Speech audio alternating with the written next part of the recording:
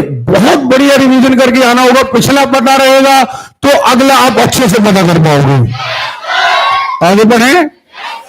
कल हम पढ़ रहे थे मुगल वंश के बारे में, नहीं पढ़ा था। मुगल वंश की स्थापना कौन ने करी थी?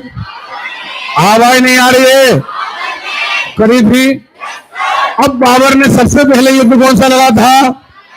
पानीपत का युद्ध 1526 में।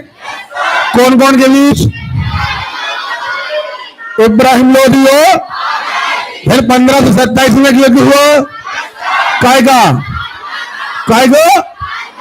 खानवा का युद्ध। कौन कौन के बीच? बाबर और राणा सांगा के बीच। नंबर 3 27 में युद्ध। हाँ या ना? 28 में। कब? कौन कौन के बीच? बाबर और मैथिली राय के बीच। और लास्ट युद्ध आया, क्लियर है? अच्छा, इसके बाद आया हुमायूं। कौन आया? याद रखिएगा, हुमायूं की बात करी। हुमायूं के 4 भाई थे, खुद समेत 4 लोग थे, और इसने अपनी सारा जो जागीर थी बांट दी 4 भाइयों में। हाँ या ना? और उसी समय एंट्री होती है अफगानी राजा शेर शाह सूरी। ओके, कौन की? अरे क्लियर है? ये एक्चुअली 2 युद्ध खासतौर पर लड़ा, चौसा का युद्ध और मिलग्राम का युद्ध 1539 और 1500। ओके, और यहां पर ये आकर के हार जाता है और फाइनली इसे भागना पड़ता है, लेकिन ये 1555 में वापस आता है सरहिंद के युद्ध में। कहे में? अरे क्लियर है? पक्का? कोई दिक्कत? चलिए, अब अकबर 1555 में इसका पिता वापस आया, 56 में पिता की मृत्यु हो गई, और अब गद्दी पर कौन बैठा? आवाज नहीं आ रही है। और वहां से हमने शेर शाह सूरी का खानदान आपको बढ़ा दिया। वहां पर लास्ट राजा आदिल शाह आ रहा है। आदिल शाह का प्रधानमंत्री कौन है? हेमू एक हिंदू है, पहले प्रधानमंत्री बना, बाद में ये दिल्ली की गद्दी पर बैठा। कुछ समय के लिए बैठा, लेकिन ये एकमात्र हिंदू राजा था जो मध्यकालीन भारत में दिल्ली की गद्दी पर बैठा। समझ में आ रही बात? अपने स्वामी की ओर से 24 लड़ाइयां लड़ी थी, 22 जीती थी। अतः इसने अपने आप को विक्रमादित्य कहा था। याद है कि नहीं है? याद? जितने रिवीजन करके आए होंगे उन्हें पता होगा। चलिए देखते हैं जरा। अब अकबर का जन्म 15 अक्टूबर 1542, अमरकोट के राजा। यहां तो बताया आपको, नहीं बताया कल? जब हुमायूं भाग रहा था उसी समय आगे हुमायूं शेरशाह से परास्त होकर इधर उधर भटक रहा था, उस समय इसका जन्म हुआ था। और इसका संरक्षक कौन बना? सुनाई नहीं दिया? बैरम खां एक वफादार आदमी था। वो चाहता तो अकबर का कत्ल करके, हुमायूं के मरने के बाद अकबर का कत्ल करके स्वयं बादशाह बन सकता था, लेकिन ये वफादार था, अपने स्वामी के प्रति इसकी निष्ठा थी। अतः इसने क्या किया? उनके बेटा अकबर को क्या बनाया? राजा। और सारी सलाह कौन देता रहा? यानी शुरू में नाम का राजा अकबर था, लेकिन एक्चुअली फैसले किसके थे? सुनाई नहीं दिया? अकबर का राज्याभिषेक कब हुआ? जन्म कब हुआ? अरे क्लियर है? देखे, बैरम खां की संरक्षक समय अकबर ने अपने संरक्षक बैरम खां को अपना वकील यानी वजी नियुक्त किया। खान एक खाना की उपाधि दी। किसको? आवाज नहीं आ रही है? ये हम कल ही पढ़ा चुके थे आपको। अगले 4 वर्ष जो थे वो एक प्रकार से बैरम खां की सत्ता के थे। कौन के थे? क्योंकि नाम का राजा कौन था? नाम का राजा।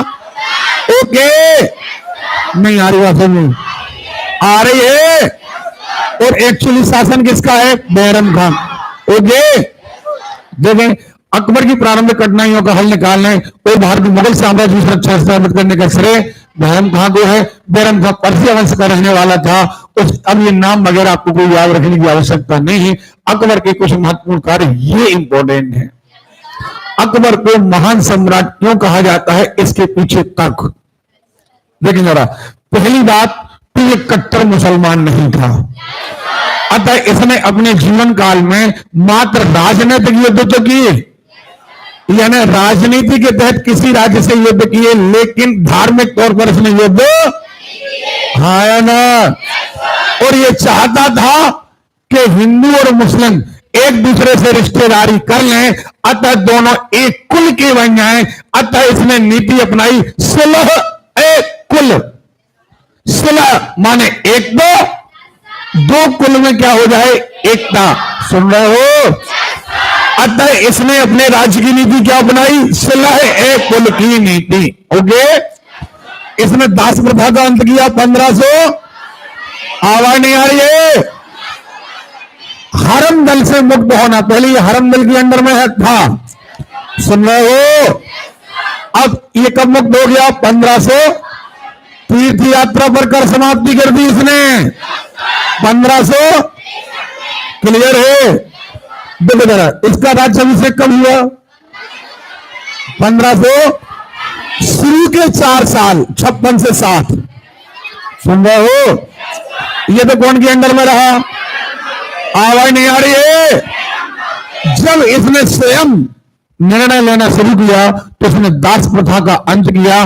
जो तीर्थ यात्रा कर लग रहा था, इसने जजिया कर की समाप्ति कर दी 1564। याद है ना आपको? जजिया कर की समाप्ति कौन ने कर दी? अकबर ने। कब करी है? आवाज नहीं आ रही है? आपको याद है जजिया कर सबसे पहले भारत में किसने लगाया? मोहम्मद बिन। ओके। ब्राह्मणों पर भी किसने लगाया? फिरोज तुगलक ने। हाँ या ना? फिरोज तुगलक ने ब्राह्मणों पर भी लगाया था। ओके। और नंबर 3 से समाप्त करने किया था अकबर ने। कौन ने? अकबर ने। कब? 1500। क्लियर है? फतेहपुर सीकरी की स्थापना 1561। हमने आपको बताया था कि फतेहपुर सीकरी में एक संत हुआ करते थे, शेख सलीम चिश्ती। क्या? और इन्हीं की दुआओं के कारण अकबर को एक पुत्र प्राप्त हुआ था। अतः उन्हीं की याद में इसने एक नया नगर बसाया, फतेहपुर सीकरी। और अकबर ने ज्यादातर निर्माण कहां कराए? फतेहपुर सीकरी में। कहां कराए? अकबर ने अपनी राजधानी आगरा से कहां ले गया? क्लियर है? अतः इसने इबादत खाना, पंचमहल, सुन रहे हो? विजय स्तंभ, ज्यादातर चीजें कहां बनवाई? फतेहपुर। पक्का। लेकिन पानी की कमी के कारण यह राजधानी सफल नहीं हो गए। अतः राजधानी दोबारा कहां आ गई? आगरा। कहां आ गई? ठीक है। आगरा से अपनी राजधानी फतेहपुर ले गया 1571 में। कब ले गया? इबादत खाने की स्थापना कराई इसने। अब देखे, इसने इबादत का मतलब होता है पूजा करना। सुन रहे हो? इसने एक इबादत खाने की स्थापना कराई जहां पर लोग जाकर के पूजा कर सकते थे। पहले ये मात्र मुसलमानों के लिए था।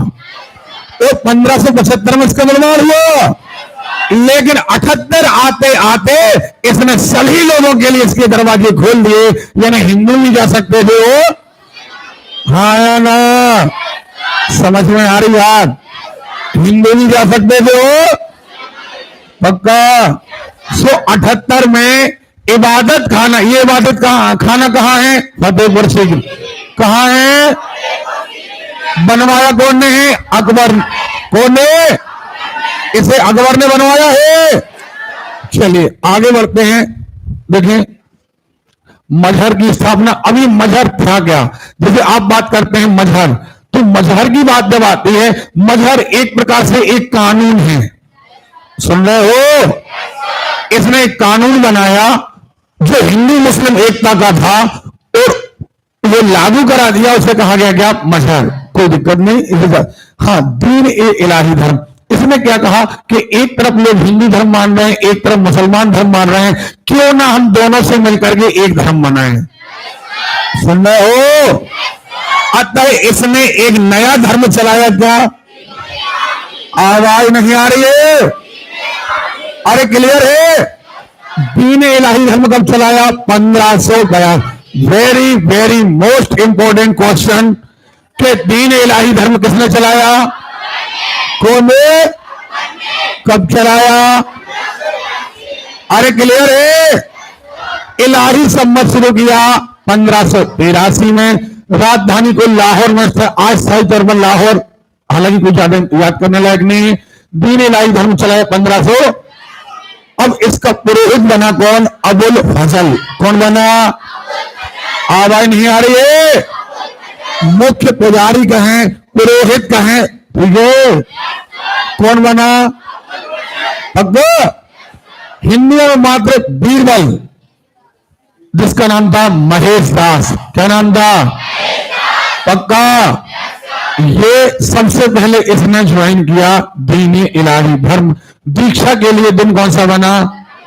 रविवार बना। अब अकबर द्वारा किए गए युद्ध, वेरी वेरी मोस्ट इंपॉर्टेंट, समझ में आ रही बात? कौन के द्वारा? पक्का? अकबर के द्वारा किए गए युद्धों में अगर हम देखें पानीपत का द्वितीय युद्ध, क्या कहा?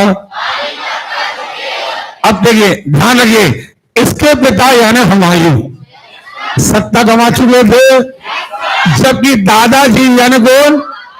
बोलो है कौन? बाबर ने सत्ता पाई थी पानीपत के प्रथम युद्ध में। ये पानीपत का युद्ध कहलाता है, पानीपत एक मैदान का नाम है। पानीपत का क्या नाम है? तो पानीपत के प्रथम युद्ध में बाबर ने सत्ता पाई थी और दोबारा से अकबर ने। फिर कौन कौन के बीच? अकबर और हेमू। पक्का? वो हुआ था 1500। हाँ ना, तख्ता पलट गया। अब दोबारा तख्ता पलट रहा है कब? पानीपत के द्वितीय युद्ध में। हमने आपको बताया तख्ता पलट करने वाले युद्ध कई हुए हैं। एक मोहम्मद गौरी का 1192। पक्का? नहीं बताया? तारायण का द्वितीय युद्ध, फिर पानीपत का प्रथम युद्ध 1536, पानीपत का द्वितीय युद्ध। बोलो यार, क्लियर है? देखिए 56 अकबर और हेमू के बीच। हल्दी घाटी का युद्ध 1576, अकबर हो। पक्का? ये कहां के? मेवाड़ के राजा हैं।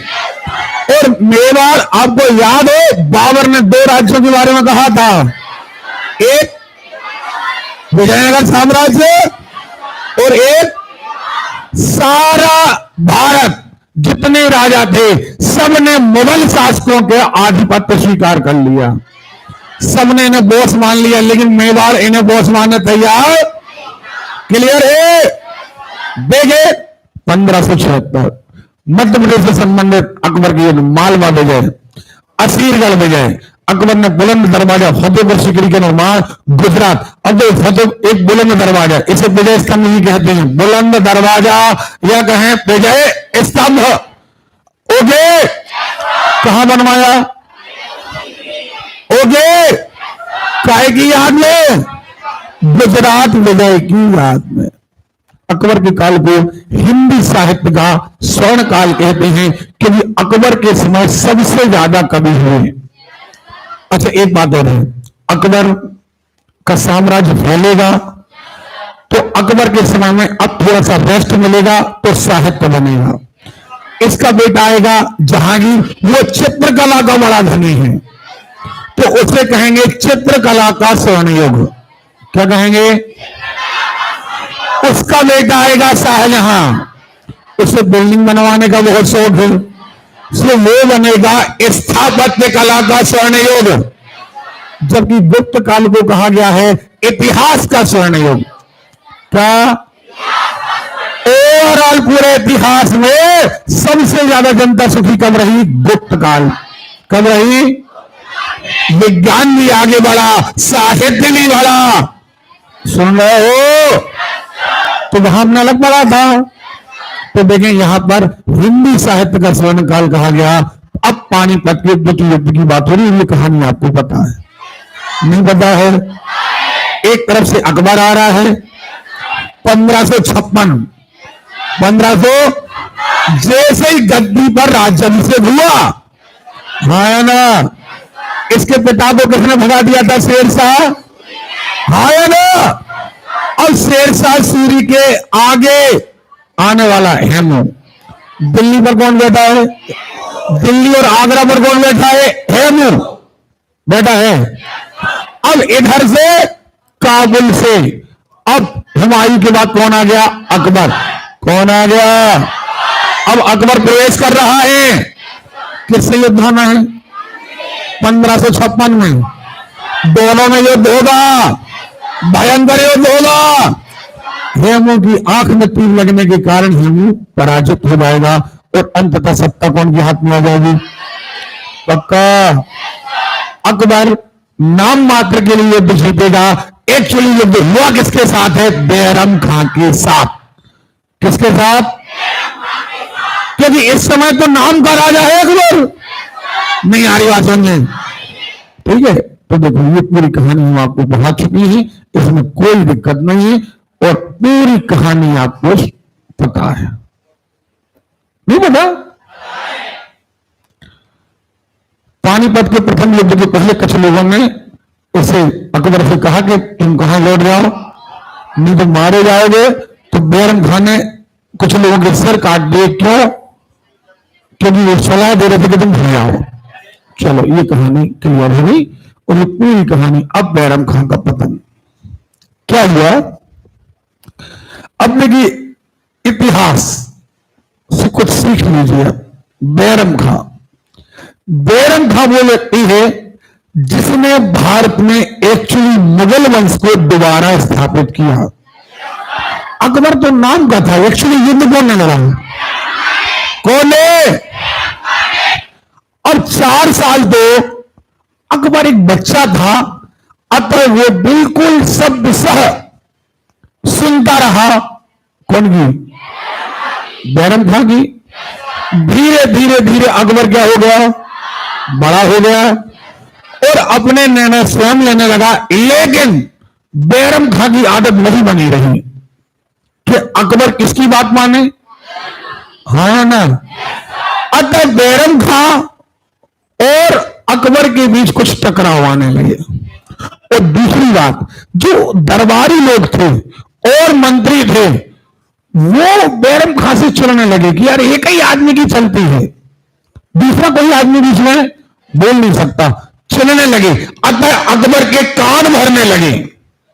सुन रहे हो कि ये ऐसा है वैसा है। धीरे धीरे करके ये माहौल पैदा किया गया कि अकबर ने कहा कि अब हम तुम्हारी बात नहीं मान पाएंगे और अब आप एक काम करें, अब मक्का की यात्रा पर निकलना है। ठीक है? तो अब बैरम खां कहां निकल गया? मक्का की यात्रा पर निकल गया। मक्का की यात्रा पर निकल रहा था, लेकिन कुछ शत्रु होते हैं ऐसे कि वो हम देख ले जा रहे हैं कि ये जा रहे के। कुछ लोग उसके पीछे गए, चलो जल्दी चलो, जल्दी जल्दी चलो। वो योद्धा था, सहन नहीं कर पाया, उसने अपनी तलवार निकाल ली, युद्ध करने लगा। युद्ध किया, पकड़ा गया, वापस कहां लाया गया? अकबर के दरबार में। अकबर के दरबार में लाया गया। अब अकबर ने कहा कि देखो यार तुम पुराने हमारे संरक्षक हो, आप चाहो तो हमारे दरबार में मंत्री बनकर दे दो, चाहो तो कहीं के सूबेदार बन जाओ और नहीं तो मक्का की यात्रा पर निकल जाओ। और चूंकि बैरम खां अकबर से ज्यादा पावर में था तो उसने कहा तुम्हारे सूबेदार नहीं बन सकते और ना हम तुम्हारे मंत्री बन सकते हैं, हम जा रहे हैं। वो फिर दोबारा मक्का के लिए निकला, लेकिन चूंकि बैरम खान ने बहुत कत्ल करे थे युद्धों में, अतः इसके शत्रु बहुत थे। अब ये अकेला जा रहा था, अतः इसके चलने वालों ने इसका कत्ल कर दिया और इस कदर कत्ल किया कि इसकी लाश को दफनाने वाला भी कोई नहीं था। अतः सामान्य नौकरों के द्वारा इसकी लाश को दफनाया गया। बाद में इसके परिवार को अकबर के दरबार में लाया गया उसके परिवार को संरक्षण अकबर ने दिया, उसके परिवार के बच्चों को पढ़ाया लिखाया, साथ में रखा। लेकिन इतिहास ये बताता है कि देखिए, जिसने मुगल सल्तनत की नींव रखी है, उसका अंत ऐसे हुआ कि उसे दफनाने वाले लोग ही नहीं मिले, यानी एक सम्मानजनक मृत्यु ही नहीं मिली। ये होती है राजनीति, ठीक है। तो यद्यपि बैरम खान ने मुगल वंश की काफी सेवा की, राज्य में उसका बहुत प्रभाव था, परंतु 1560 ईस्वी में उसका पतन हो गया। सैल्या उसकी दिल्ली पतन हो गया। निजामुद्दीन ने पतन का कारण दोनों सरकारों द्वारा अकबर को भड़काना बताया। अकबर नाम में लिखा है कि उसके पतन का कारण उसका दम्भ था, घमंडी हो गया था वो। अबुल फजल ने लिखा था कि उसका व्यवहार बर्दाश्त से बाहर हो गया था, वो अपनी अपनी चलाने लगा था। समझ में आ रही है आप? संबंधियों ने बैरम खां को पद से हटाने की मांग की, अतः अकबर को विवश होकर के उसे हटाना पड़ा, ठीक है।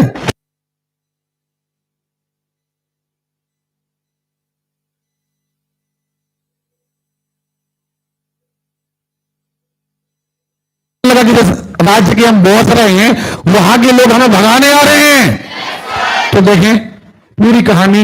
अंत में अकबर ने बैरम खां को पद से हटाने का आदेश दे दिया।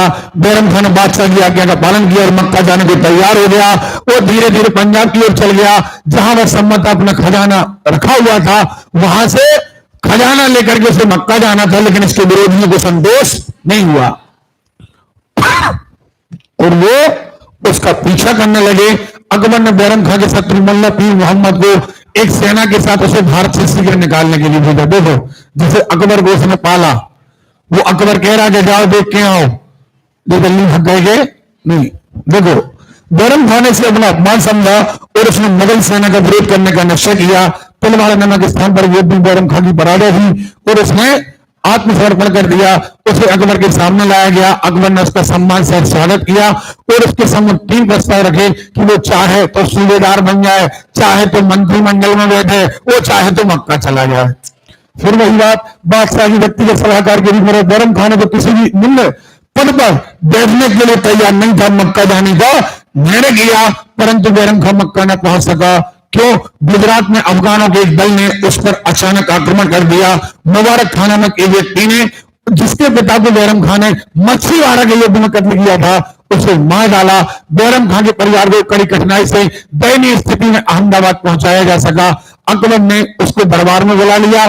बैरम खान की जगह सैय्यद बेगम से विवाह कर लिया और उसके बच्चों को खासतौर पर अब्दुल रहीम खान खाना, सुन रहे हो, ये उसका बेटा था, सुन रहे हो, अब्दुल रहीम खान खाना की उपाधि दी, उसे पढ़ाया लिखाया।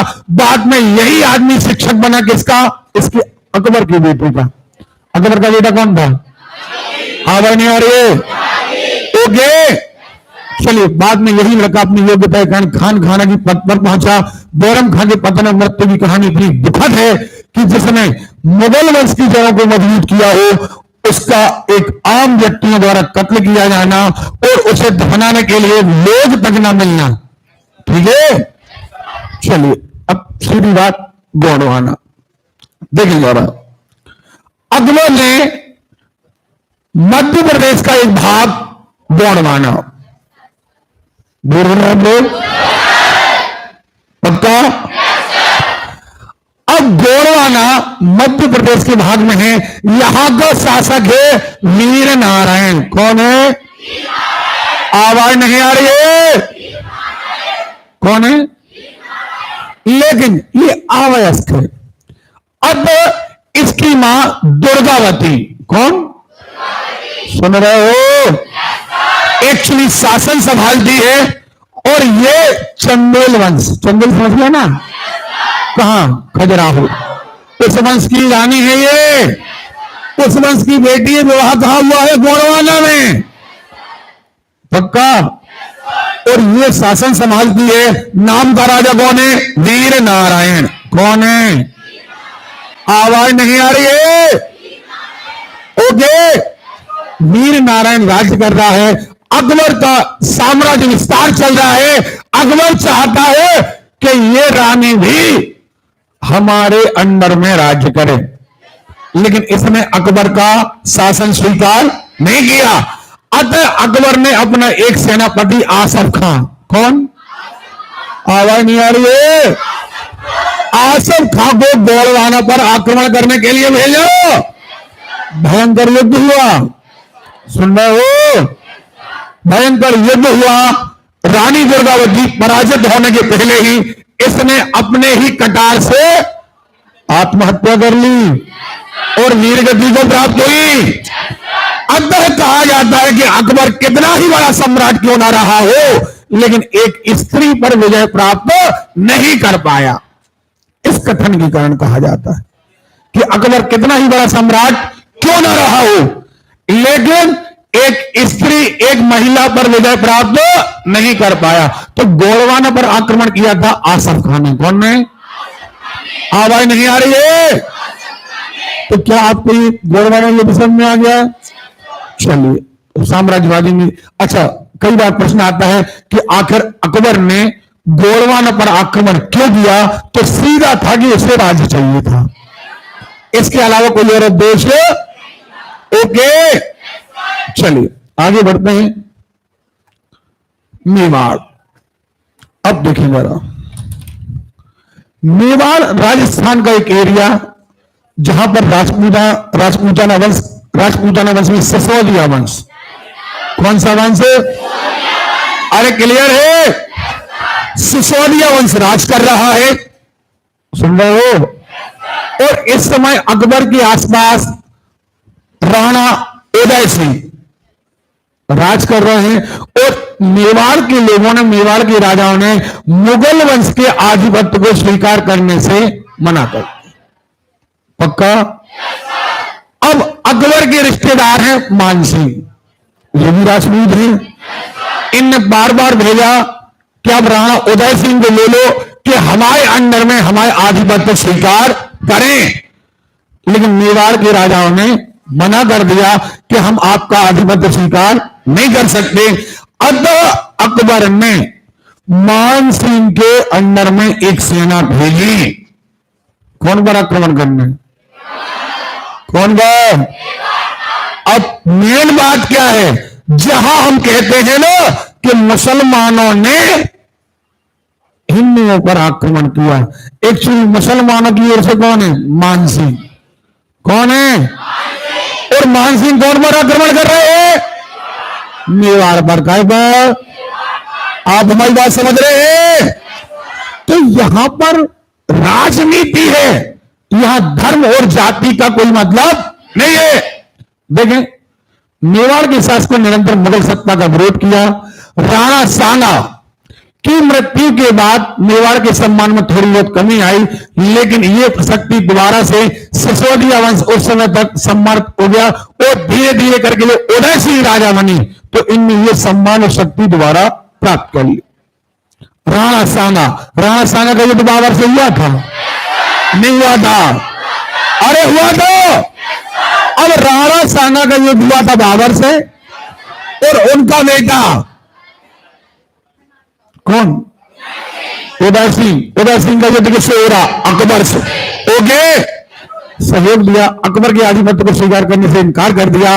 राणा ने अकबर के शत्रु बाज बहादुर को शरण दी। अकबर का एक शत्रु था कौन? बाज, इसे भी शरण दी, अपनी ओर मिला लिया। इस कारण 1567 ईस्वी में अकबर ने मेवाड़ पर पहला आक्रमण किया। कब किया? सरसठ। सुन रहे हो? और बाद में 76 में फाइनल युद्ध हुआ, हल्दी घाटी का युद्ध। कौन सा युद्ध? तो हल्दी घाटी का युद्ध होगा राणा प्रताप के बीच। सुन रहे हो? देखे, अपने सरदार परामर्श मानकर राणा उदय सिंह चित्तौड़ के किले से निकलकर जंगलों में चला गया और जयमल को किले की रक्षा का भार दिया। सुन रहे हो? कौन व्यक्ति? जयमल। सुन रहे हो? जब ये महलों में थे, किले की रक्षा कर रहे थे, अचानक से अकबर की सेना ने इन पर आक्रमण कर दिया। भयंकर नरसंहार हुआ। ठीक है? और अकबर को वास्तव में बाद में पछतावा हुआ कि हमें इतना बड़ा नरसंहार नहीं करना चाहिए था। तो बाद में उसने, जब कहीं वो युद्ध जीत गया, तो उसने वहीं पर मेवाड़ में राजपूत राजाओं की मूर्तियां बनवाई और उन्हें हाथी पर बैठकर की मूर्तियां बनवा करके सम्मानित किया, लेकिन अब इसका कोई फायदा नहीं था क्योंकि ये नरसंहार हो चुका था। समझ में आ रही बात? करीब 5 महीने तक किले का घेरा पड़ा, परंतु मुगलों को सफलता नहीं मिली। जब एक रात जयमल किले की टूटी हुई दीवार की मरम्मत कराया था, तभी अकबर ने अपनी बंदूक से निशाना लगाया और जयमल को घायल कर दिया और उसकी मृत्यु हो गई। रात को राजमिस्त्री ने जोहर किया। प्रातः काल फतेह सिंह फत्ता और उसकी मां और पत्नी के नेतृत्व में राजपूतों ने मुगलों पर आक्रमण कर दिया। अंत तक लड़ते रहे और मारे गए। बहुत भयंकर हत्याकांड यानी बहुत नरसंहार हुआ। यह उसके नाम पर एक बड़ा धब्बा है।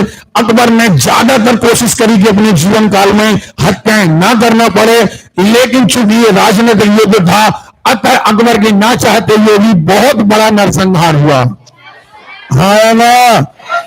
अतः अकबर के पूरे जीवन काल में बहुत कार्य अच्छे रहे, लेकिन 2-3 कार्य जैसे दुर्गावती वाला युद्ध सुन रहे हो, एक ये मेवाड़ वाला युद्ध, ये 2-3 युद्ध ऐसे हैं जो अकबर के सारे जीवन के अच्छे कार्यों पर एक धब्बा लगा देते हैं।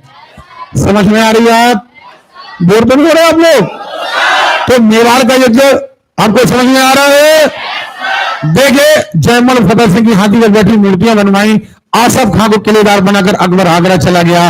1568 में मुगलों ने मेवाड़ की राजधानी और किले चित्तौड़ पर अधिकार कर लिया, परंतु मेवाड़ का अधिकांश भाग राणा उदय सिंह के अधिकार में रहा। 72 में राणा उदय सिंह की मृत्यु हो गई और उनका पुत्र प्रताप सिंह, जिसे कहा जाता है राणा प्रताप सिंह, क्या? और अब इन्हें कहा जाता है महाराणा। क्या कहा जाता है? आवाज नहीं आ रही है? महाराणा इसलिए कहा जाता है कि अभी तक तो राजस्थान में राजा को कहा जाता था राणा, राजा को राणा कहा जाता था। राजस्थान की बोली में राजा को कहा जाता था क्या? लेकिन जिस वीरता के साथ और विकट परिस्थितियों में जहां भोजन भी नसीब नहीं हो रहा था, ऐसी परिस्थितियों में राणा प्रताप ने मुगलों से युद्ध किया और मुगलों ने अमल दिया कि आप मात्र इतना कह दो कि आप हमारे अधीनस्थ हो, हमें कुछ नहीं चाहिए। सुन रहे हो? हमें कुछ नहीं चाहिए, बस एक बार मुंह से बोल लो कि तुम हमारे अधीनस्थ हो, सारा राज तुम्हारा है। लेकिन राणा ने कहा हमें ना वो सुख चाहिए, ना वो वैभव चाहिए, ना वो भोजन चाहिए जो किसी की गुलामी से प्राप्त हो। समझ में आ रही बात? अतः इतिहास में इनके नाम के साथ लग गया महाराणा। क्या लग गया? अतः अब जो राणा प्रताप सिंह थे उन्हें लोग कहने लगे क्या? महाराणा प्रताप सिंह। क्या कहने लगे? अरे क्लियर है? और इन्होंने कसम खाई कि जब तक हम अपनी राजधानी वापस नहीं ले लेंगे तब तक हम रोटी नहीं खाएं। सामान्य थाली में हम रोटी नहीं खाएंगे। सुन रहे हो? यहां तक आप लोगों ने शायद पिछला कभी पाठ पढ़ा हो, महाराणा प्रताप की बेटी राजकुमारी और घास की रोटी, शायद पढ़ा हो। अब तो खैर हिंदी में इतने अच्छे पाठ नहीं बचे हैं, लेकिन पुराने बहुत इंपॉर्टेंट पाठ हुआ करते थे जिनसे हिंदी तो हमसे बनती थी और साथ में पुरानी चीजों की बहुत शिक्षा मिलती थी। ठीक है? चलिए, तो राणा ने आजीवन इस शब्द का पालन किया। अकबर ने राजा मान सिंह को कुछ कर दिया। तो अकबर ने कौन को भेजा? सुन रहे हो? तो यहां पर जरा देखें, अपनों ने अपनों पर ही वार किया है। कल भी हमने चर्चा आपसे छेड़ी थी कि आज देखो दोबारा वो माहौल बन गए हैं। दोबारा एक जातियां हम कह रहे हैं फलाने हैं, वे कह रहे थे ढिकाने, अपन को इनका विरोध करना है। बस समय आ गया है फिर से आपके गुलाम होने का। समझ में आ रही है? तो देखिए 1576 में मान सिंह और आसफ खां, मान सिंह और याद आया? यही आसफ खां कहां गया था? गोंडवाना। कहां गया था? अरे क्लियर है? अब ये मान सिंह के साथ कहां गया? मेवाड़। 1576। क्लियर है? और इसने किसके ऊपर आक्रमण कर दिया? महाराणा प्रताप। हालांकि अकबर की नीति थी कि हम हत्या नहीं करेंगे, अतः इसने महाराणा प्रताप के सामने ऑफर रखा कि आप हमारा आधिपत्य स्वीकार कर लें, आप पराजित हो चुके हैं, आपको राज्य वापस मिल जाएगा।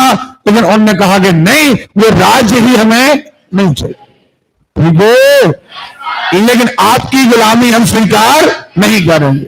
देखिए राणा प्रताप ने हल्दीघाटी मुकाबला किया, थोड़ी संख्या में होते हुए राणा ने मुगल सेना में उथल पुथल मचा दी, परंतु जब राणा शत्रु से घिर गया तब सरदार झाला ने राजा का मुकुट उतारकर स्वयं पहन लिया और राणा को भिड़ाने में सहायता की। हल्दी घाटी में राणा की पराजय हुई, परंतु मुगल इतने थक गए थे कि वे आगे न बढ़ सके। गोलकोंडा जैसे खाली कर दिया और अंत में सीधी बात यह कि राणा प्रताप युद्ध हार गए, लेकिन फिर भी उन्होंने आधिपत्य स्वीकार नहीं की। पक्का? तो यहां पर ये महाराणा प्रताप की हम सब लोग जानते हैं, ठीक है। तो ये पूरा का पूरा यहां पर अब आप पढ़ते रहिएगा, ठीक है। चलिए अकबर द्वारा अब निर्माण, तो देखो अकबर के युद्ध आपको पता चल गए। अकबर का एक युद्ध तो है पानीपत का द्वितीय युद्ध 1556, हाँ है ना। हल्दी घाटी का युद्ध 1500। अच्छा एक बात और है, इसने गौरवाना पर आक्रमण किया है, अरे क्लियर है। अब देखिए अकबर द्वारा निर्माण, अब ज्यादातर निर्माण कहां होंगे? फतेहपुर, कहां होंगे? क्लियर है। देखे फतेहपुर सीकरी में अकबर ने आगरा से लगभग 36 किलोमीटर दूर फतेहपुर सीकरी में राजमहल कई सारे निर्माण, जोधा भाई महल, पंच महल, स्वर्ण महल, ठीक है, दीवाने आम, दीवाने खास, मरियम की कोठी, तुर्की सुल्तान की कोठी, बीरबल कोठी। तुर्की सुल्तान का महल इतना सुंदर है कि परसी ब्राह्मण से स्थापित कला का मोती कहा है, क्लियर है। पंचमहल पिरामिड के आकार का है, भारतीय बौद्ध विहारों के अनुरूप है। अब देखिए इबादत खाना, इबादत खाना आपको पता है ना, इसने फतेहपुर सीकरी में बनवाया 1575 में। कब बनवाया?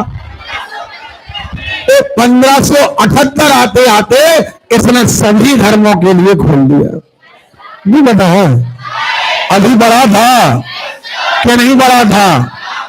ओके चलिए, जिसका तो दार्शनिक एवं धार्मिक विषयों पर वाद विवाद करना था। 1578 ईस्वी में से सभी धर्मावलंबियों के लिए इबादत खाना खोल दिया गया। बुलंद दरवाजा का निर्माण, बुलंद दरवाजा कहां? फतेहपुर सीकरी। पक्का? किस वजह के उपलक्ष्य में? गुजरात विजय के, वेरी मोस्ट इंपॉर्टेंट। अब देखें जरा अकबर की नवरत्न, क्लियर है, क्योंकि यहां पर प्रश्न आता है कि अकबर की नवरत्नों में नाम आते हैं और वो एक्चुअली थे क्या। जैसे बीरबल, बीरबल को नवरत्नों में क्यों शामिल किया गया? क्योंकि ये बुद्धिमान व्यक्ति था। सुन रहे हो? नंबर 2 क्या है? ये सलाहकार था। तानसेन क्या था? अरे क्लियर है। चलिए अब्दुल रहीम खान खाना कौन था? राजा मान सिंह, राजा टोडरमल, ये एक्चुअली राजस्व अधिकारी थे उस समय के, इन्हें भूमि और टैक्स का बड़ा ज्ञान था। ओके आगे आए फौजी दार्शनिक हैं, हकीम हुकाम राजवेद हैं और मुल्ला दो प्याजा, ये एक प्रकार से चुटकुला करने वाले हास्य व्यंग्यकार हैं। ये कौन? मुल्ला दो, क्लियर है।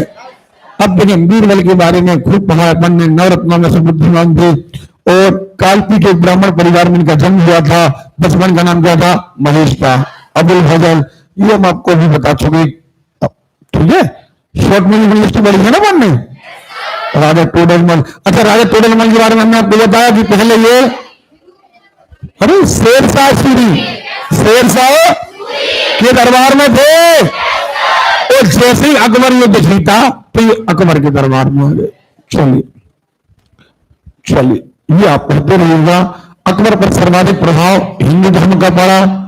अकबर ने इलाही संमत 1583 में चलाया और 82 में, क्लियर है, कविराज अकबर बीरबल को कविराज राजा की उपाधि थी, क्लियर है।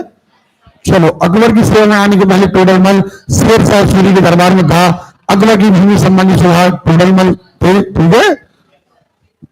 तानसेन का जन्म कहा गया था ग्वालियर में, नाम क्या था, क्लियर है। अकबर ने तानसेन को कंठाभरण वाणी विलास, क्या काय की उपाधि दी थी, कंठाभरण। ओके, देखें तानसेन की मुख्य कृतियां मियां की मल्हार, मियां की डोरी, मियां सारंग और दरबारी कहूंगा। बैरम खां के पुत्र अब्दुल रहीम खान खाना, ये बैरम खां का पुत्र था। कौन, आवाज नहीं आ रही है। एक्चुअली इसका नाम अब्दुल रहीम था, बाद में अकबर ने इसे खान खाना की उपाधि दी, फिर पूरा नाम क्या हो गया, अब्दुल रहीम खान। ये बाद में जहांगीर का शिक्षक बना। कौन का, क्लियर है। बाद में ये जहांगीर का शिक्षक बना। देखें, जहांगीर सबसे ज्यादा अब्दुल रहीम खान खाना से प्रभावित था। हकीम रसोई घर का प्रधान और साथ में क्या था इसका वैद, ठीक है। चलिए मुद्दे की बात पर आते हैं, अनुवाद। इस समय जो एक गजनवी के समय बहुत ज्यादा अनुवाद हुए, आपको याद हो अलबरूनी, नहीं याद है, पक्का। अब हिंदी साहित्य का स्वर्ण युग कौन है, अकबर। अकबर का काल है, अरे क्लियर है। अतः यहां पर रचनाएं होंगी और ट्रांसलेशन होगा। देखो अकबर ने राजकवि भेजी, सुन रहे हो, अनुवाद विभाग की स्थापना की और अकबर के आदेश से महाभारत के विभिन्न भागों का रज्जबनामा के नाम से, के नाम से, अब देखना जरा बहुत ध्यान से, महाभारत को ट्रांसलेट किया जा रहा है और ट्रांसलेट करके नाम क्या रखा, आवाज नहीं आ रही है, क्लियर है। काय में अनुवाद हुआ, फारसी में। काय में, very very most important question. Okay, रज्जम नामक किस काल में किया, लिखित हुआ, अकबर के काल में। कहो ये है क्या, महाभारत का अनुवाद है। क्या का अनुवाद, किस भाषा में है, ओके, क्योंकि मुगल वंश की भाषा फारसी थी। मुगल वंश की भाषा क्या थी, अरे क्लियर है। तो क्या ये बात आपको समझ में आ रही है।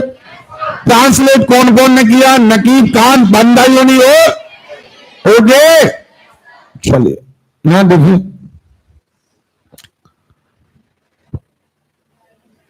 अब देखो विभिन्न विद्वानों ने सम्मिलित रूप से प्रयत्न किया।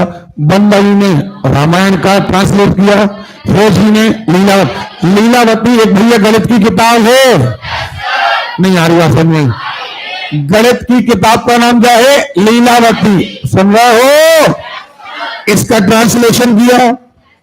अबुल फजल ने कालिया दमन का फारसी में अनुवाद किया। अकबर के दरबार में प्रसिद्ध ग्रंथकर्ताओं में सबसे प्रमुख कश्मीर का मोहम्मद हुसैन था, जिसे अकबर ने जरी कलम की उपाधि दी। क्या की उपाधि, आवाज नहीं आ रही है, पक्का।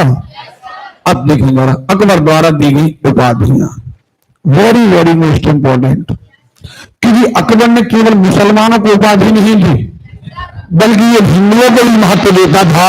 अतः इसने, देखें जरा, अब्दुल समद सीरी कलम, मोहम्मद हुसैन कश्मीरी जड़ी कलम, महेश दास यानी बीरबल, महेश दास को, अच्छा बीरबल भी एक उपाधि थी।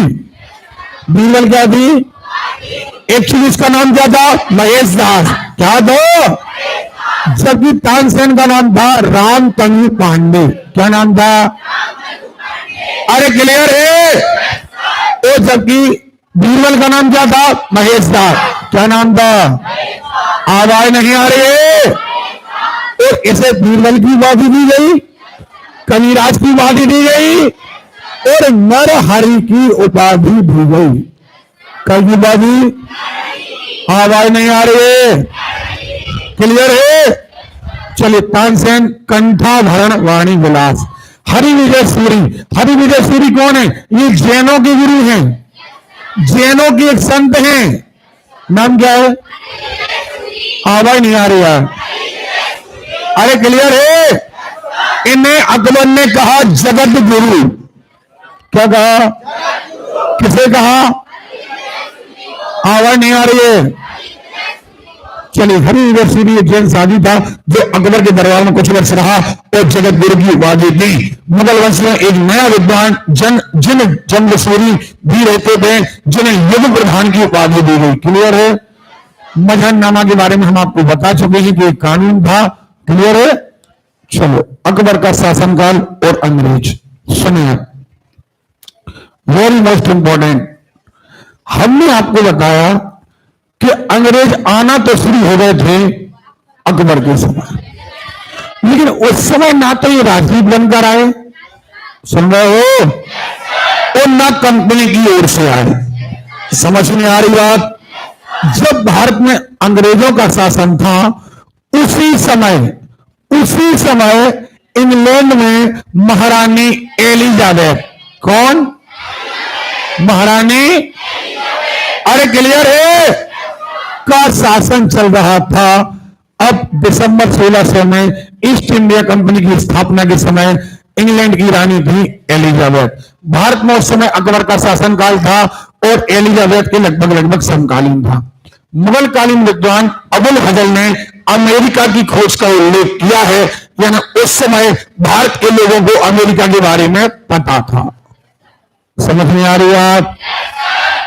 अबुल फजल ने अपनी किताब में अमेरिका के बारे में लिखा है। ये देखें, very very most important, Akbar के दरबार में आने वाला पहला अंग्रेज, सुन रहे हो? ये कई बार केवल फ्रेंच लिखा आता है, अकबर के दरबार में आने वाला था ये। कौन के दरबार में? अच्छा, प्रोफेशनल तौर पर व्यापार बनकर ऑर्डर लेने के लिए ज्यादातर अंग्रेज आए जहांगीर के दरबार में। कौन के दरबार में? आवाज नहीं आ रही है। तो अभी अंग्रेज आने लगे हैं, लेकिन ना कंपनी की ओर से आ रहे हैं, ना ऑर्डर लेकर आ रहे हैं, सुन रहे हो? तो सामान्य अंग्रेज हैं। कौन है? फ्रेंच, सुन रहे हो? चलिए, इसके बाद देखते हैं अकबर की मृत्यु। देखो, अगर बीमारी के कारण अकबर की क्या हो गई? मृत्यु हो गई 1605 में। उसके मर्ज को समझा न जा सका और धीरे धीरे करके उसकी क्या हो गई? मृत्यु हो गई। अब कौन आ गया? जहांगीर। एक बार 5 मिनट के अंदर आप अकबर के बारे में आप बाबर से पढ़ो, बाबर से पढ़ो, सब लोग लाइन टू लाइन पढ़ो। बोल रहे आप लोग? तो आप घर में दिन का लंदन को बाउंस कर रहे हैं मन? आवाज नहीं आ रही आप लोगों की? आपको बहाना है या नहीं बोल रहे? आवाज कहां चलेगी फिर? बोल रहे आप लोग? बाबर से बढ़ो, पानीपत का प्रथम युद्ध से। जल्दी करो, फिर आगे बढ़ाएं।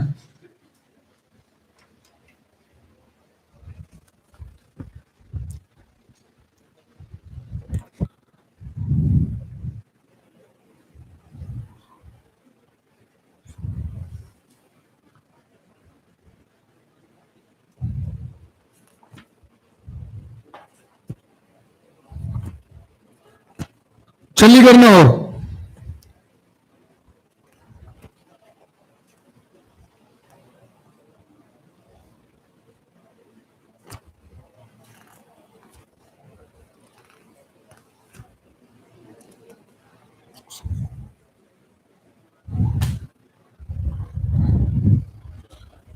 एक एक लाइन पढ़ो बिल्कुल, और उसको रिवाइज करो कि आपको याद हो गया या नहीं हो गया।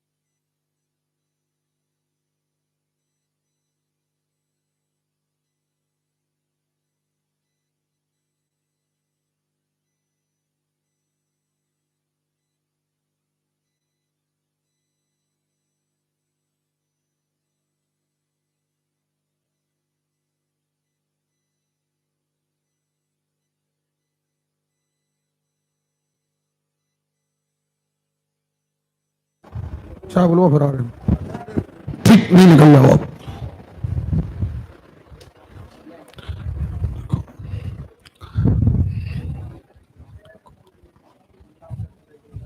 सुने जरा सारे लोग, आपका मुगल काल में सबसे पहला नाम आता है बाबर का। कहेगा बाबर का सारा समय निकलेगा युद्ध में, सही है। तो आपको बाबर के काल की युद्ध हमेशा याद रखने हैं। देखिए, ये पढ़ने का तरीका है कि आपको मेमोरी में होना चाहिए कि जब बाबर आया तो बाबर ने 1526 में आया और 1530 तक रहा, तो लगातार वो युद्ध ही करता रहा। इसके बाद कौन आया? आवाज नहीं आ रही है? आया है, लेकिन इसने जो डिवाइडेशन किया है इसके कारण इसका राज्य छिन गया और लगातार ये भी अपने शासन को पाने के लिए युद्ध करता रहा। 2 युद्ध तो ये खासम खास हार गया। चौसा का युद्ध, बिलग्राम या कन्नौज का युद्ध, वापस 1555 में आया, सरहिंद के युद्ध के नाम से आया और इसकी मृत्यु हो गई 56 में अकबर गद्दी पर बैठा। समझ में आ रही बात? अब अकबर का शासन दृढ़ हो गया और अकबर ने कई इंपोर्टेंट युद्ध लड़े। जैसे पहला तो सत्ता पाने के लिए पानीपत का युद्ध आया ना, एक आया हल्दी घाटी का युद्ध, एक आया गोंडवाना का युद्ध, और इन युद्धों के साथ इसकी स्थिति दृढ़ हो गई। अतः इसके काल में अब जब इसकी स्थिति स्ट्रोंग हो गई तो अब जब रेस्ट टाइम मिला तो साहित्य का निर्माण हुआ। काय का निर्माण? और साथ में बिल्डिंगों का निर्माण भी हुआ। अब बाबर ने क्यों नहीं करवा पाया? क्योंकि बाबर युद्धों में लगा रहा। हुमायूं क्यों नहीं करवा पाया? क्योंकि हुमायूं युद्धों में लगा रहा। नहीं आ रही बात में? आ रही है। तो इस तरीके से आपको मेमोरी में याद रखना है।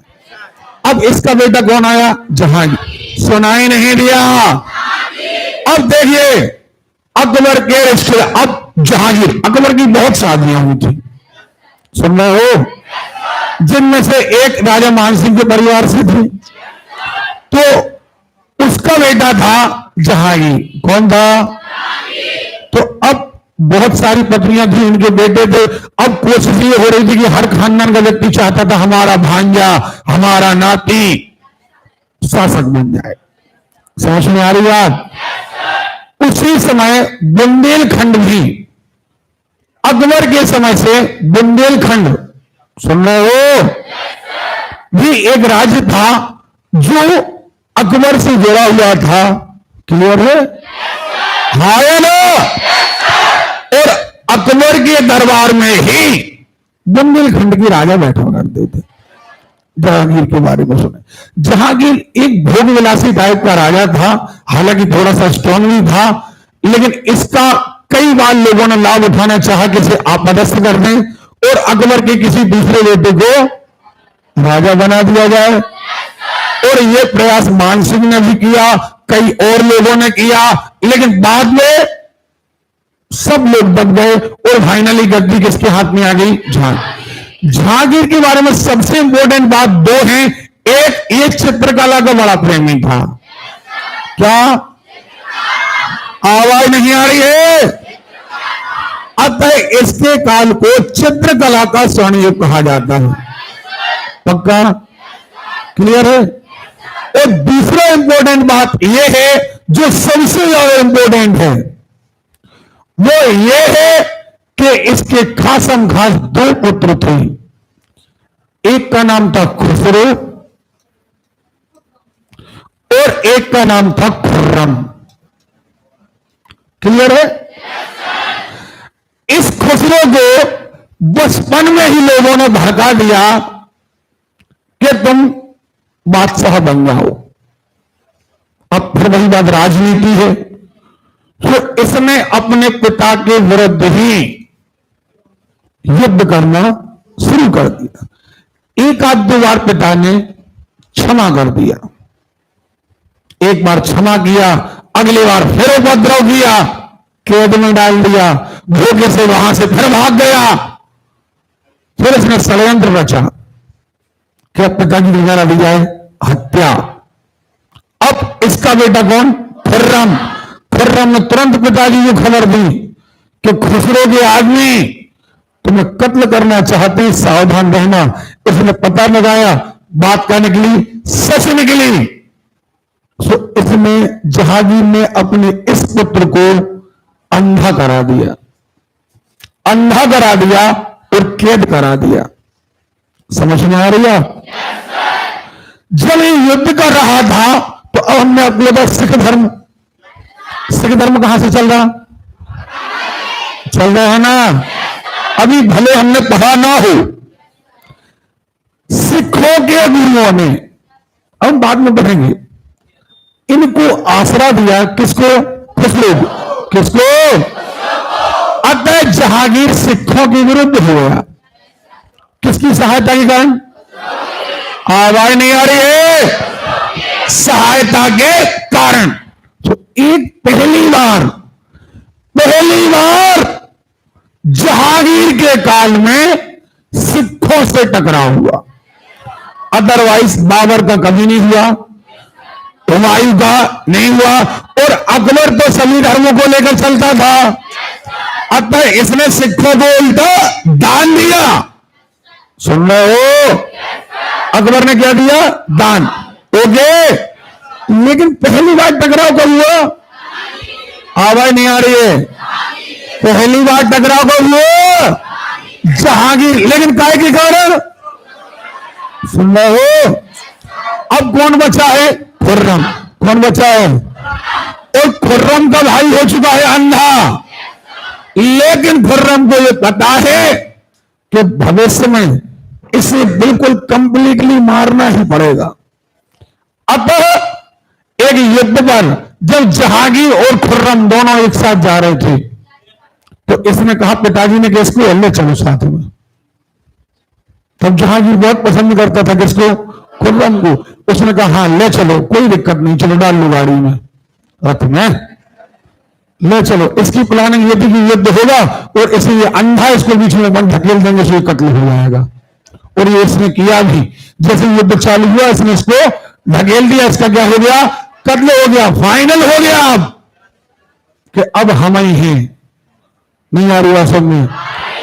और भविष्य में जब ये राजा बना तो जहांगीर ने इसे उपाधि दी शाहजहां। क्या समझ में आ रही है? अरे क्लियर है?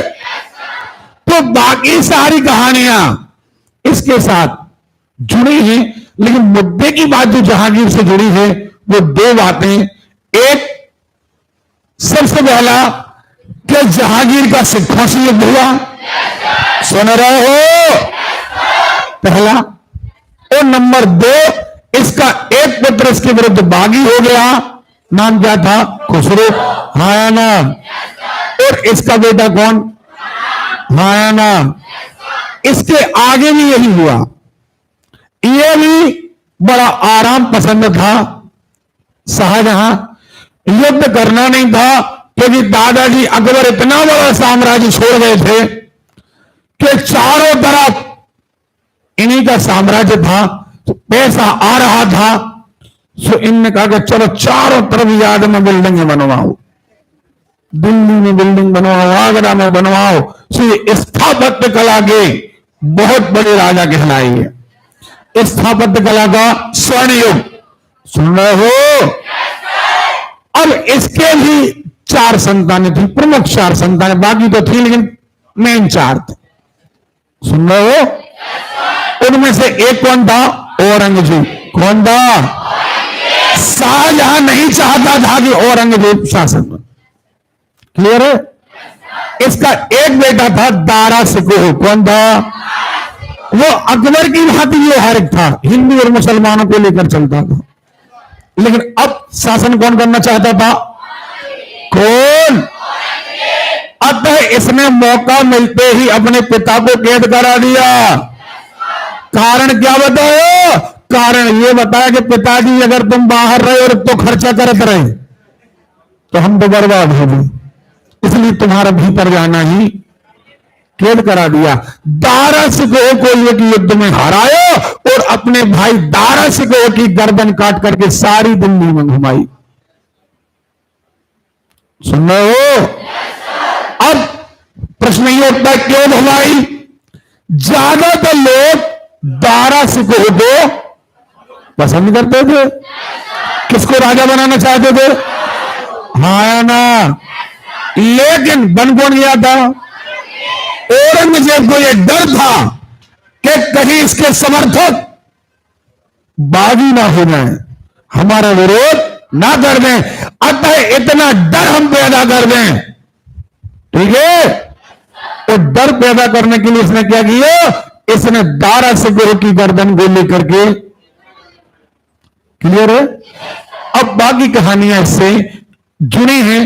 देखिए, जहांगीर का जन्म 1569, नाम सलीम है। ठीक है? अब मुद्दे की बात पर हम आते हैं। फतेहपुर के सीकरी के सूफी संत के सलीम चिश्ती के आशीर्वाद से ये पैदा हुआ, अतः शेखू बाबा के नाम से जाना जाता था। ठीक है? अब मुद्दे की बात पर हम आते हैं। इसके गुरु कौन थे? अब्दुल रहीम खान खाना। याद आया? अरे याद आया? अब्दुल रहीम ओगे, ये कौन का पुत्र था? बैरम खां का। कौन का? जो बाद में इसका शिक्षक बनो। देखिए, राज्याभिषेक हुआ 1600। जहांगीर का पुत्र कौन था? खुसरो और खुर्रम। खुसरो, अरे क्लियर है? खुसरो बागी हो गया, नहीं बढ़ाया? अरे बोलो बढ़ाया है? देखिए, खुर्रम ने मलिक अंबर पर विजय प्राप्त की। उपलक्ष्य में खुर्रम को शाहजहां की उपाधि मिली। कौन को? सुन रहे हो? देखिए, जहांगीर ने नूरजहां, जिसका वास्तविक नाम नौरसिम्हा था, से विवाह किया। कश्मीर का शालीमार बाग, दो बाग याद रखना, आराम बाग और शालीमार बाग। कौन बोल? आराम बाग आगरा में है। आराम बाग कहां है? बनवाया था बाबर ने। कौन है? और एक क्या है? आवाज नहीं आ रही है? पक्का? कौन ने बनवाया? क्लियर है? जहांगीर की मां का नाम था असमत बेगम। क्या नाम था? और इन्हें इत्र बनाने की कला का जन्मदाता माना जाता है। तो इत्र बनाने की कला कौन ने दी थी? असमत बेगम ने। कौन ने? अरे क्लियर है? देखिए, इसकी मृत्यु, अब उसके शव को लाहौर रावी नदी के शहादरा के नाम स्थल में दफनाया गया। जहांगीर की न्याय की घंटी, बड़ा न्यायप्रिय राजा था। अपने दरबार के बाहर न्याय की घंटी लगाया था कि अगर कोई व्यक्ति चाहे तो जहांगीर से सीधे मिल सकता था। क्लियर है? यहां पर मुद्दे की बात आती है, खुसरो का विद्रोह। मुद्दे की बात जो जहांगीर के काल में जो इतिहास में पढ़ना है, दो चीजें, एक चित्रकला, क्या, और दूसरा खुसरो का। अरे क्लियर है? देखिए, खुसरो जहांगीर का सबसे बड़ा पुत्र था, राजा मान सिंह का भांजा था और मिर्जा अजीज कोका का दामाद था। वो सुशिक्षित था, सुंदर था, उदार था, चरित्रवान था, लेकिन इसे भड़का दिया गया अपने पिता के विरुद्ध कि तुम जितने जल्दी राजा बन जाओगे उतना बढ़िया रहेगा। इसने 17 वर्ष की आयु का था जब इसके बादशाह बनने के सपने देखने लगा। अकबर के अंतिम दिनों में राजा मान सिंह और मिर्जा अजीज कोका ने सलीम, अब सलीम कौन? जहांगीर। ओके, दुर्बल चरित्र को देखते हुए सीधा कहा कि जहांगीर को राजा ना बनाकर सीधा खुसरो को बना दो। कौन को बना दो? अकबर की जब मृत्यु हुई तो उन्होंने कहा कि अकबर का पुत्र कौन है? जहांगीर। वो जहांगीर का पुत्र कौन है? खुसरो। ओके, तो कहा गया कि जहांगीर भोग विलासी है, अतः जहांगीर को राजा ना बनाकर सीधा कौन को बनाओ? ओके, अतः उसी समय से खुसरो के मन में ये लालसा पैदा हो गई। ओके, चलिए मुद्दे की बात पर आते हैं कि बंगाल यहां पर बचाने का प्रयास किया गया। जहांगीर ने उन दोनों को क्षमा कर दिया, परंतु खुसरो को अर्धबंदी बना लिया। ठीक है? ये भाग निकला, फिर दिल्ली होता हुआ लाहौर गया। पूरी कहानी के दौरान यह है कि इस समय सिखों के गुरु अर्जुन देव, कौन ने? खुसरो की सहायता करी। अतः जहांगीर उनसे नाराज हो गया। अतः जहांगीर ने अर्जुन देव से कहा कि आपके कारण ही यह युद्ध हुआ है, अतः आपको हर जाना भरना होगा। ठीक है, कौन से कहा? अर्जुन देव। कौन से? अर्जुन देव ने हरजाना देने से मना कर दिया, अतः जहांगीर ने उन्हें मृत्यु दंड दिया। कौन ने? जहांगीर। कौन दो? आवाज नहीं आ रही है। अर्जुन देव कौन है? सिखों के गुरु हैं। कौन है? अरे क्लियर है? जहांगीर और अर्जुन देव के बीच मनमुटाव या विरोध का मुख्य कारण क्या है? खुसरो। कौन है? क्योंकि जब खुसरो विद्रोह कर रहा था उस समय अर्जुन देव ने उसकी सहायता की। ओके, पक्का? अब आप कहोगे कि क्या पड़ी थी उनको सहायता करने की? क्योंकि खुसरो ने आश्वासन दिया कि अगर हम राजा बन गए तो हम सिखों के पक्ष में काम करेंगे, वो सिखों के धर्म प्रचार में हम मदद करेंगे। समझ में आ रही बात? अरे क्लियर है? देखें, खुसरो ने बहरावल के मैदान में जहांगीर का मुकाबला किया, परंतु पराजय हुई और भाग खड़ा हुआ। अंत में फिर कैद कर लिया गया और फाइनली यह है कि खुसरो ने फिर एक षड्यंत्र रचा। किसको मारने के लिए? जहांगीर को मारने के लिए। अब इसकी पता कौन ने लगा लिया? खुर्रम ने। कौन ने? किसको पता बता दिया? आवाज नहीं आ रही है? जहांगीर ने जब पता लगाया कि बात सच है या झूठ है तो बात सच निकली। अब उसने अपने पुत्र से चलकर के उसे अंधा करा दिया। समझ में आ रही है? और बाद में किसी एक युद्ध में शाहजहां यानी खुर्रम ने कहा इसे ले चलो और अंत में इसे कत्ल करा दिया। अब इसे आप मरते रहना। समझ में आ रही है? और यहां पर खुर्रम अब जहांगीर के काल में चित्रकला, ये चित्रकला का स्वर्णिम है। कौन है? हमें आवाज नहीं आ रही है? कौन का काल? मुगल चित्रकला जहांगीर में अपनी पराकाष्ठा पर पहुंच गई। पहले चित्रकारी हस्तलिखित ग्रंथ का विषय थी, परंतु अब जहांगीर ने इसे बंधन मुक्त कर दिया। कोई किसी भी चीज का चित्र बना सकता था, वो चित्र बनाने वाले को भरपूर इनाम दिया जाता। समझ में आ रही बात? जहांगीर का यह दावा था कि अगर तुम किसी का भी चित्र बता दो, हमें चित्र दिखा दो, हम बनाने वाले का नाम बता देंगे। नहीं आ रही समझ में? ये इतना शौकीन था कि ये जानता था हम बारीकी से चित्र देखेंगे, किसकी कितनी सुंदर कला है, हम उसका नाम बता सकते हैं। किसने कहा था? कौन ने कहा था? एक बात अब देखे, जहांगीर के काल में चित्रकला एक, खुसरो विद्रोह दो। खुसरो विद्रोह क्यों इंपोर्टेंट है? क्योंकि इस समय अर्जुन देव को मृत्युदंड दिया गया। कौन देव को? अतः पेपर में क्वेश्चन आता है, गुरु अर्जुन देव को मृत्युदंड किसने दिया? आवाज नहीं आ रही है? क्यों दिया? खुसरो की सहायता करने के कारण। क्लियर है? और अब नंबर 3 आएगा, जो अकबर के समय अंग्रेज फॉर्मल आए थे, अब प्रोफेशनली आएंगे। समझ में आ रही बात? अतः थॉमस रो और कैप्टन हॉकिंस। कौन कौन? मजा नहीं आया यार। कौन कौन? अब आएंगे जहांगीर के दरबार में। कौन के दरबार में? पक्का? जहांगीर से परमिशन मांगेंगे। जबकि अकबर के दरबार में आया था फ्रेंच। कौन आया था? अकबर के दरबार में आया था फ्रेंच। सुन रहे हो? ये एक नॉर्मल अंग्रेज व्यापारी था, लेकिन जहांगीर के दरबार में आने वाला थॉमस रो और कैप्टन हॉकिंस ये प्रोफेशनली राजदूत थे। समझ में आ रही बात या नहीं आ रही है? क्लियर है? उस्ताद मंसूर पक्षी विशेष चित्रकार थे, जबकि अबुल हसन व्यक्ति का चित्र बनाने में माहिर था। ओके, उन दोनों क्रम से नादिर उल असर और नादिर उल जमा की उपाधि। जहांगीर एक उच्च कोटि का लेखक और समालोचक भी था। उसने अपनी आत्मकथा फारसी भाषा में लिखी, प्रोजेक्ट ए जहांगीरी। ओके, अब जहांगीर के काल में European, very very most important. सुन रहे हो? और इतिहास ऐसे ही पढ़ी जाती है, एक एक वर्ड याद होना चाहिए कि अकबर के काल में जो व्यक्ति आया वो नॉर्मल व्यापारी था, ऐसे घूमने आया। नहीं आ रही है? समझ आ रही है? लेकिन जहांगीर का जब शासनकाल आया तब तक सन 1605 में मृत्यु हुई अकबर की। 1605 में अकबर की क्या हो गई? तो सन 1600 में वहां इंग्लैंड में ईस्ट इंडिया कंपनी बन गई। ओके, तो अब ईस्ट इंडिया कंपनी के दो आदमी सुन रहे हो, एक का नाम थॉमस रो, एक का नाम कैप्टन हॉकिंस। ओके, चलिए देखिए, विलियम हॉकिंस, चाहे कैप्टन हॉकिंस कह लो चाहे जहांगीर के दरबार में भेजा जाने वाला ब्रिटिश राजा जेम्स प्रथम का अंग्रेज राजदूत था। अब महारानी एलिजाबेथ नहीं, महारानी एलिजाबेथ तो कौन के समय थी?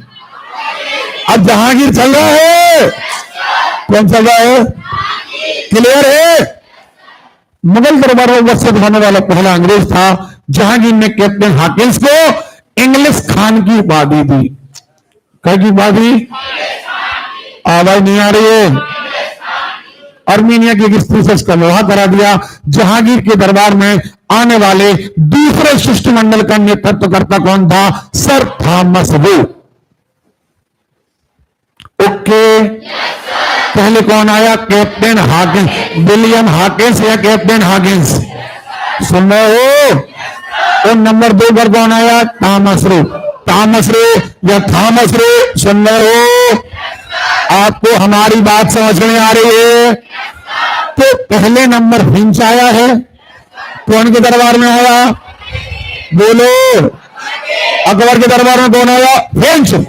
ओके, तो जहांगीर के दरबार में आया है हॉकिंस। और क्लियर है? पक्का?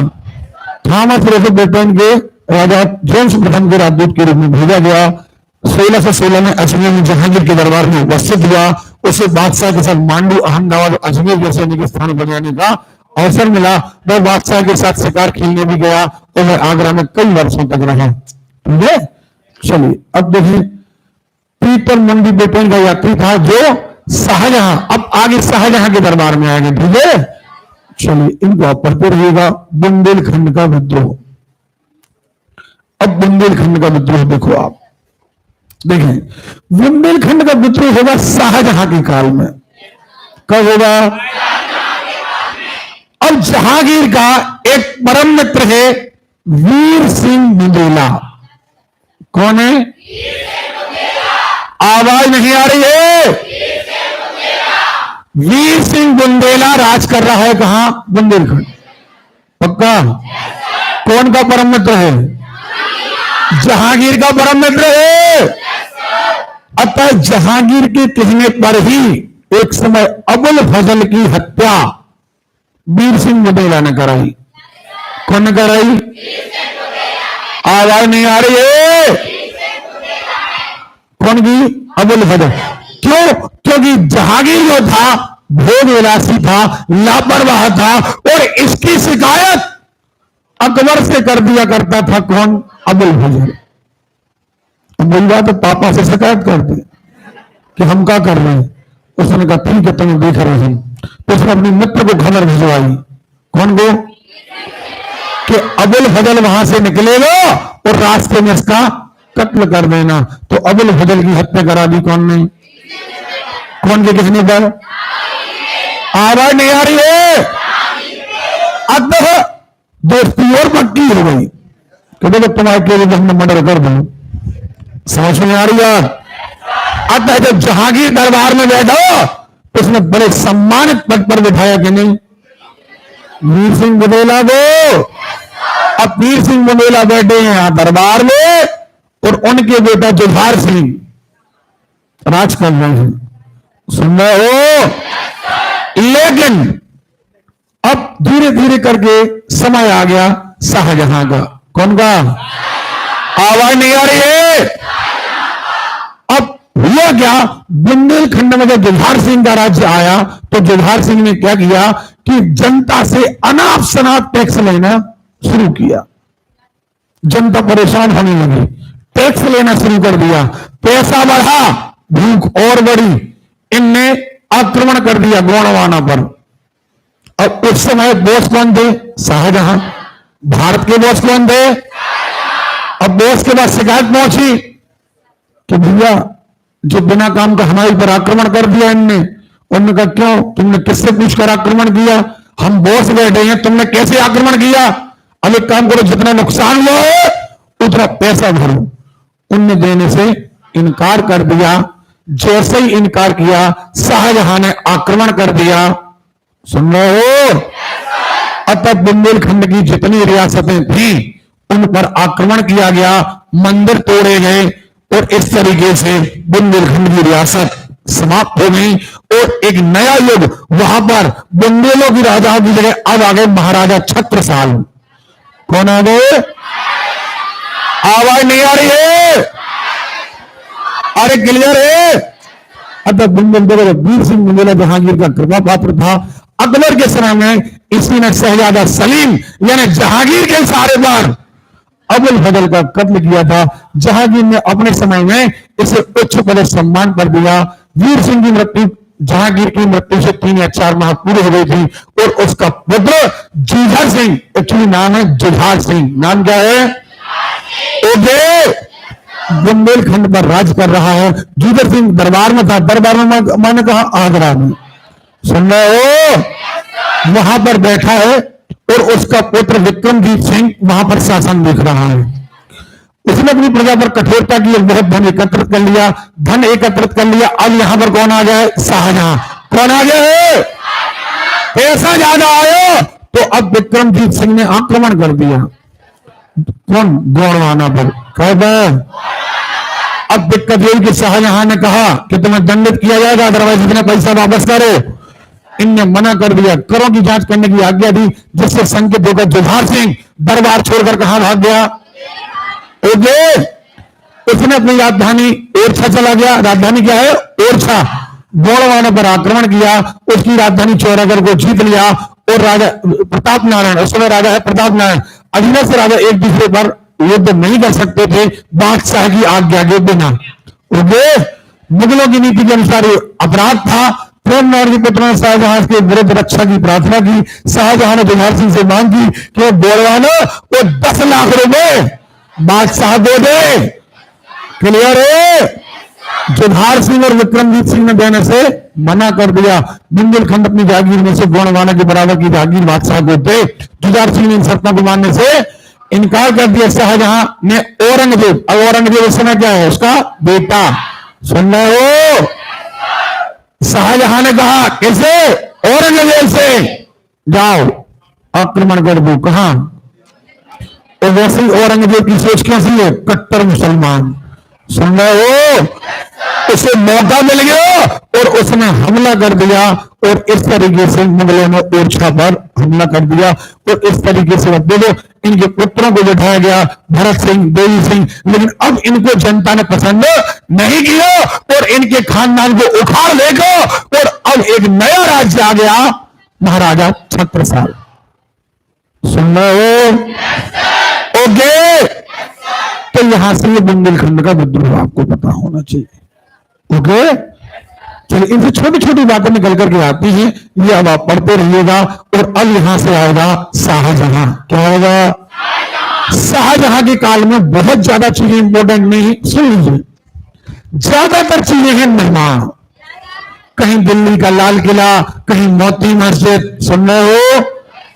सब लोग सामने सुनिए, देखें भैया प्लीज, किसके लड़े आप? शाहजहां के काल में आपको मेन बहना है निर्माण। फिर आएगा कौन? औरंगजेब। औरंगजेब के बाद अभी आपको मुगलों के पैरेलल एक चीज पढ़ना है और वो है सिख। कौन है? क्लियर है? औरंगजेब का शासन समाप्त होगा तो अब औरंगजेब के उत्तराधिकारी शासन तो करेंगे। फर्रुखसियार आएगा, सुन रहे हो? जहांदार शाह आएगा, बहादुर शाह जफर आएगा, लेकिन अब ये बचेंगे नाम के बादशाह। क्या बचेंगे? आवाज नहीं आ रही है? औरंगजेब के बाद जितने इनके सीएदार हैं वो अपने आप को बनाएंगे राजा। तो एक तरफ आपको सिख धर्म पढ़ना है, सुन रहे हो, एक तरफ पढ़ना है मराठा, क्या पढ़ना है, और इसके बाद औरंगजेब के बाद बंगाल, अवध, हैदराबाद, सुन रहे हो, ये जागीरें आपको पढ़ना है।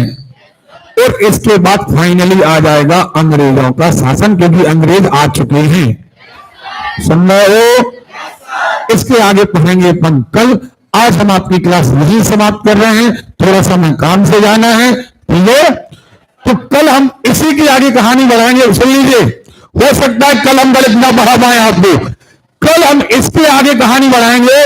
और हमारा मानना यह कि कल ये मुगल वंश और हो सके तो सिख धर्म, आवाज नहीं चलेगी, पढ़ने में मजा नहीं आ रहा आपको, घर से रिवाइज करके आइएगा एक एक शब्द। फिर इसके बाद अपन को 3000 क्वेश्चन लगाना है, क्योंकि टेस्ट की तैयारी कर रहे हैं आप लोग। एक एक सन बढ़ते जाइए, निर्माण बढ़ते जाइए, पुस्तक बढ़ते जाइए, ओके। चलिए, तो आज हम आपकी क्लास यहीं पर समाप्त करते हैं। आप सभी को शिक्षक दिवस की बहुत बहुत शुभकामनाएं। और भैया मालिक करे, एक शिक्षक होने के नाते हम आपको दुआ देते हैं, बहुत जल्दी आप सारे स्टूडेंट अपने अपने जो आपने सोचा है कि हमें इस पद पर पहुंचना है, आप उसकी तैयारी बड़े जोर तोर से करें, पूरी मेहनत और लगन के साथ करें। और बहुत जल्दी इस बात की आप हमें मिठाई खिलाएं कि सर हमारा इस पद पर सिलेक्शन हो गया। जैसे जैसे आपका ओहदा बढ़ेगा, ऑटोमेटिकली आपके शिक्षक का ओहदा बढ़ता जाता है। इसलिए हो सकता है कि हम स्वार्थी हैं, हम अपने स्वार्थ के लिए चाह रहे कि आपका सिलेक्शन हो जाए। स्वार्थ हमारा क्या है, आपका पद बढ़ेगा तो हमारा पद बढ़ेगा। आप मेहनत करिए। और हम आपको बार बार ये कहना नहीं चाहते, लेकिन फिर भी आपको पता है आपके सिलेक्शन के लिए हम जी जान इकट्ठा कर रहे हैं। बिल्कुल लगा रहे कि नहीं लगा रहे, बस डेली क्लास अटेंड करिए, ओके। डेली क्लास आपको अटेंड करना है, ओके। क्लास आपको बंक नहीं करना, ओके। चलिए, हमारे स्टूडेंट केक लेकर के आए हैं, जल्दी लेवटन अर्जेंट जाना है, क्योंकि देखो ये केक लेकर के आए हैं। हालांकि देखो ये केक वगैरह मत लाया करो, 500, ठीक है। आप लोगों का प्रेम ही सबसे बड़ी बात है। थैंक यू हमारे परम मित्र जलेबी लगी। ये मत समझना कि केक लाए थे तो हम आपकी बात गलती को, जो व्यक्ति हमें कुछ लाता है वो हमारा खास बन जाता है, जो खास बन जाता है वो मेमोरी में आ जाता है। मेमोरी को ही दूसरी बात कहते हैं नजर में आना। तो हमारी नजर में आने का मतलब समझते हैं, इसलिए कई बार रिस्क भी है। चलिए, ओके, चलो भैया, अब कहां हो रहा है, चलो। अरे हैप्पी बर्थडे नहीं यार, क्या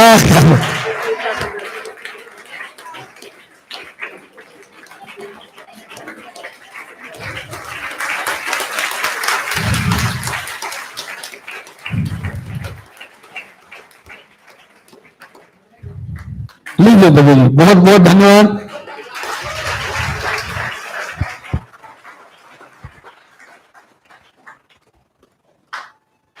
खिलाओ तो थोड़ी तरीका से खिलाए करे यार, मेन गरज हो तुम और यार। अपन तो बुंदेलखंडी लोग हैं, खिलाओ तो खा रहे हैं ना हम। लो पटेल साहब,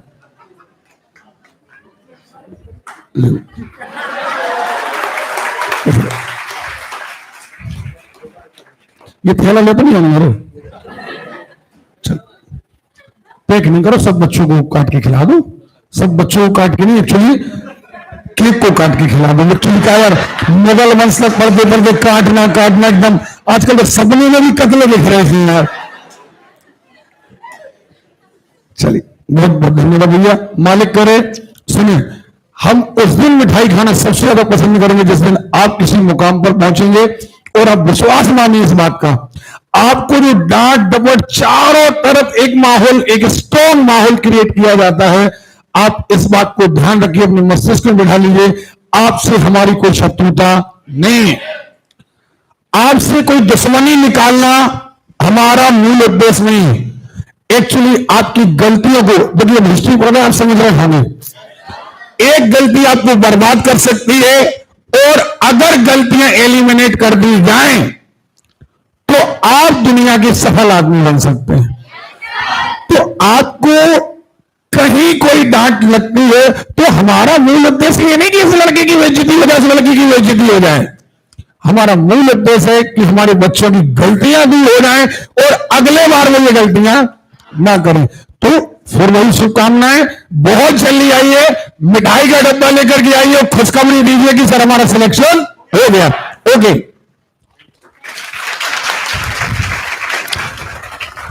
कल अपन इसको मिडिल वंश वाले चैप्टर को खत्म कर देंगे और कोशिश करेंगे सिख धर्म ले जाए। ठीक है, आप थोड़ी जल्दी क्लास हमने छोड़ दी, कल से आपकी क्लास 9:45 तक रहेगी।